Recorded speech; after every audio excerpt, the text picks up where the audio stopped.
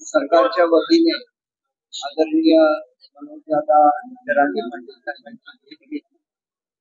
त्यांच्या ज्या मागण्या होत्या आणि त्या संदर्भात त्यांना जे कागदपत्र पाहिजे ते सर्व सरकारच्या वतीने मनोजदादांना देण्यात आलेले आहे. आणि त्यांनी सांगितल्याप्रमाणे आणि सकाळी पूर्वी सुद्धा आमचे सचिव श्री मांगे आणि पूर्ण टीमने मनोजदादांशी सविस्तर चर्चा केलेली होती आणि अनेक मुद्दे जे त्यांनी मांडले त्याच्यामध्ये सविस्तर चर्चा ही स्वतः मुख्यमंत्री महोदयाने केली. स्वतः त्यांनी आपल्या वेगवेगळ्या डिपार्टमेंटना आदेश दिले आणि एकंदरच ही एवढी मोठी लढाई जी मनोजदादांनी आपल्या समाजासाठी केली त्यांना अपेक्षित अशी सर्व कागदपत्र ही सरकारने मनोजदादांना दिलेली आहे आणि त्यांना विनंती केलेली आहे की आपण हे आता आपलं जे उपोषण आहे ते मागे घ्यावं. त्यांनी सर्व कागदपत्रांची खात्री केलेली आहे. परंतु त्यांचं म्हणणं असं सुद्धा होतं की ज्या शिंदे साहेबांनी सातत्याने माझ्याशी संपर्क साधला आणि हे काम करण्यामध्ये त्यांनी खरोखर आपल्याला मदत केली. त्यांनी समाजाला भेटायला आणि माझं उपोषण सोडण्यासाठी स्वतः तिथं यावं आणि नंतर त्यांच्या हस्ते मी आपलं उपोषण सोडेन. तर मगाशी मी आणि आमचे उपनगरचे पालकमंत्री लोढा साहेब दोघांनी त्यांच्याशी चर्चा केली आणि मुख्यमंत्री महोदयांशी सुद्धा दादांचं बोलणं झालं आणि त्याप्रमाणे उद्या सकाळी 8 वाजता स्वतः मुख्यमंत्री मनोज दादांचं उपोषण सोडण्यासाठी इथे येणार आहेत आणि त्यांच्या हस्ते त्या ठिकाणी जे समाजासाठी काम केलेलं आहे एका दृष्टीने हा विजय आहे आणि तो विजय साजरा मुख्यमंत्र्यांच्या हस्ते त्यांनी विनंती केलेली असतात. तुमचं सगळं ते बोलतील. परंतु एक म्हण आहे की everything is well that ends well. याचा शेवट चांगला होतो ते सगळं बोलत आणि त्याच्यामुळे अतिशय चांगला असा लढा संपूर्ण समाजासाठी म्हणून दिला. त्याच्याबद्दल मुख्यमंत्री महोदयांच्या वतीने त्यांचं मनापासून आणि त्यांना विनंती करतो की त्यांनी आपल्याला समजून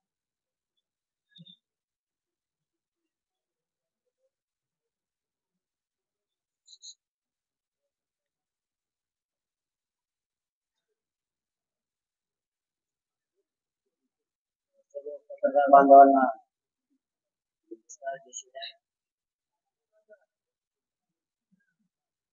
आपला जो लढा होता मराठा समाजाच्या 54 लाख नोंदी सापडल्या. या नोंदी त्याचे प्रमाणपत्र तातडीने देण्यात आले आणि ज्या नोंदी सापडल्या त्या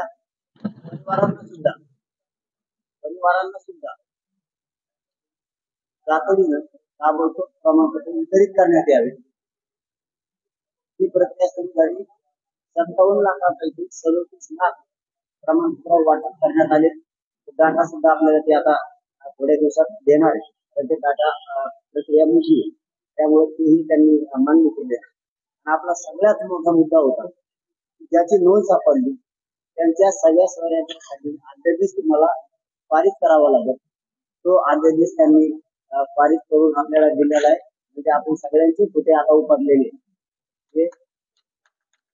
त्यांनी आपल्याला म्हणून मराठा समाजाच्या ज्या मूळ मागण्या होत्या त्या तीन आता झाल्या.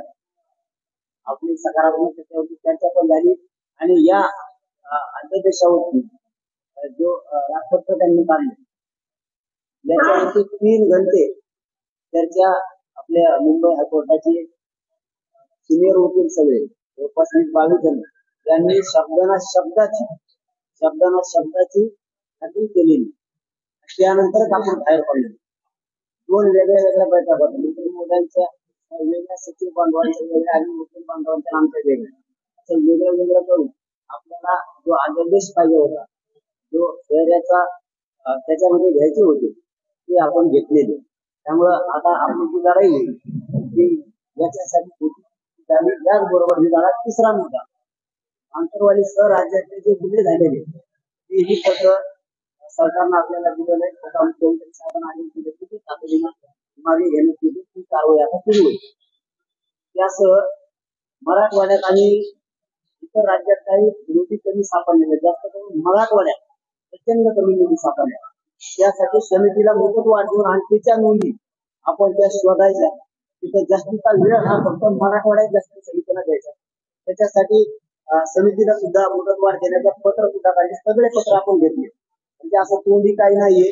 सगळे पत्र, सगळे शासन निर्णय सुद्धा घेतले आणि ती काम आता करणार होती. या वंशावळी जोडायचा 5वा मुद्दा आहे, तेही आपण शासन निर्णय घेतलाय. वंशावळी जोडण्यासाठी तालुका स्तरावर समिती स्थापन केली. त्याचाही शासन निर्णय झालाय, तो पण आपण घेतलाय.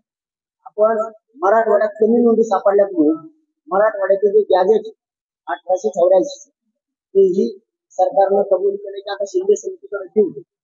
त्याला याच्यामध्ये कसं घेता येईल, काय करता येईल याच्यासाठी ही 1884 ची जनगणना होती, त्याच्यात सुद्धा स्पष्ट उल्लेख आहे कुंडी म्हणून मराठवाड्यातले सगळे मराठवाड्यातले कुंडी आहेत असं उल्लेख.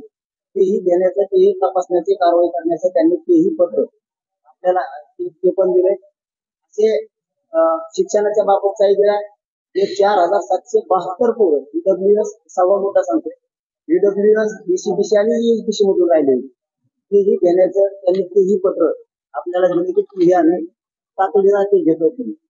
शिक्षणाच्या बाबतच्या ओबीसीच्या ज्या सवलती आहेत त्याच मराठा समाजाला सुद्धा लागू करण्याची अंमलबजावणी ते तातडीनं त्या सुद्धा करणार. तातडीनं अंमलबजावणी. आता जो कायदा पारित याचा रूपांतरित होणार आहे ते आता जे अधिवेशन येणार आहे त्याच्यामध्ये याला 6 महिन्याची गॅरंटी असते.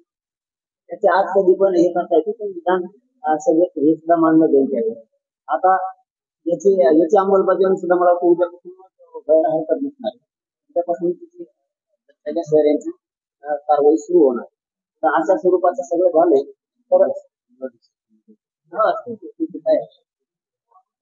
झालं ना. उपोषणाचा भाग जाऊ द्या, परंतु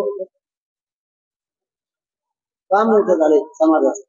आपण प्रत्येक वेळेस म्हणतो असेल की शिंदे साहेब हे काम करू शकले, त्यांनी हे करायला पाहिजे, हे करायला पाहिजे आणि त्यांनी ते केलंय. जोपर्यंत आपण आंदोलन करतो तोपर्यंत आपण विरोध करतो. मग ते पक्ष म्हणतात सत्ताधारी असं किंवा विरोधक असो. आता आपला आणि त्यांचा कोणाचा असो, ते विरोधी पक्ष असो किंवा सत्ताधारी असो, आपला त्यांचा विरोध सांगतो. आपण समाज म्हणून काम केलेलं आतापर्यंत आजपर्यंत.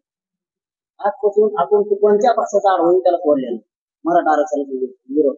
आता आपलं काम हे होतं म्हणून आपण विरोध करतो. मराठा समाजाच्या पोरांचं कल्याण होतं हे आपला लढा होता खरा.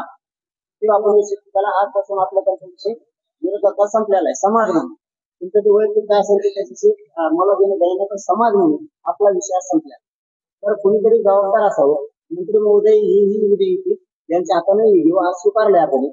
पण सकाळी 7 वाजता इथं आपल्याला छत्रपती शिवाजी महाराजांच्या चौकात सगळ्याला जमायचं, आपल्या सगळ्या बांधवाला. त्यांच्या हाताने सुद्धा आपण पत्र घेणार ठीक आहे.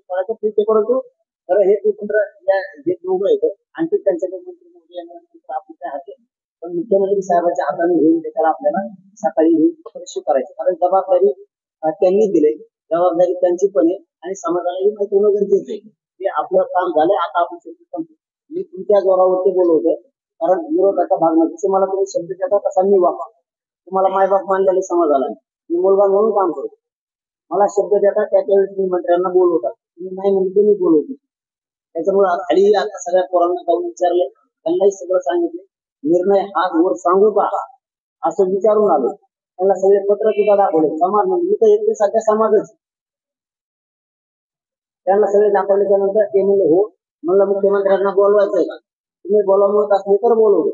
कुणाला आरडाओरडा करून चालणार नाही, कारण माझी किंमत कमी हे करायची तर बोलू नका म्हणून मी बोलवत नाही. सगळ्यांनी होकार दिलेला आहे. तुमचा होकार आहे का जबाबदारी म्हणून राज्याचे जे प्रमुख आहेत त्यांच्या हाताने घेऊन पडायचं ते भाग वेगळा आहे. परंतु आपलं जे अपेक्षित होतं ते सगळं अपेक्षित झाले आहे. सगळं अपेक्षित आपलं आता झालेलं आहे. त्याच्यामुळे आपण आता उद्या त्याला सकाळी ज्यांनी खोट्या मारल्या होत्या त्या खोट्या सगळ्या उपटून टाकून उद्या त्याला मुलाला टाकून आपण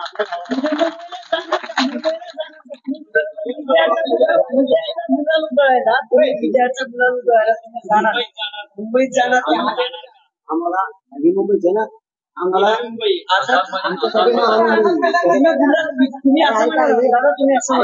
ऐका ना, तुमच्याच मनाने करायचं का? आम्हाला विजयसभा प्रचंड मोठी होती, अंतरवालीपेक्षाही प्रचंड मोठी. सगळा मराठा समाज आमचा एकत्र जमणार.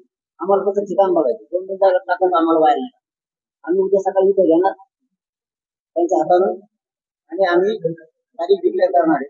या तारखेला विजयसभा महाराष्ट्रातल्या मराठा. चला, धन्यवाद. अरे मग आता काम झालं ना, तुला